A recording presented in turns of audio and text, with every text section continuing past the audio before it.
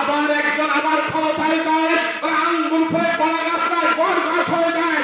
এই জন্য বাংলাদেশের জনগণের ঐক্যবদ্ধ হয়ে সমস্ত ইসলামী দলগুলো ঐক্যের ভিত্তিতে বাংলাদেশে আমরা জাতীয়তাবাদী শাসন দেখেছি, বিএনপি শাসন দেখেছি, আওয়ামী লীগের দুঃশাসন দেখলাম। এই বাংলাদেশের মানুষ এবার ইসলামী হুকুমত দেখতে চায়, মানুষ আমাদের কোরআনের আইন দেখতে চায়।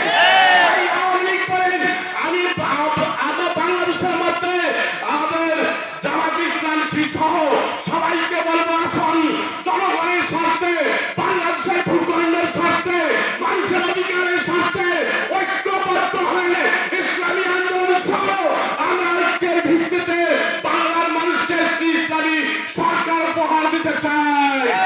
সরকার উপহার যদি হয়, এই বাংলাদেশে খুন রাহাজানি থাকবে না, আর লুটপাটের রাজনীতি থাকবে না।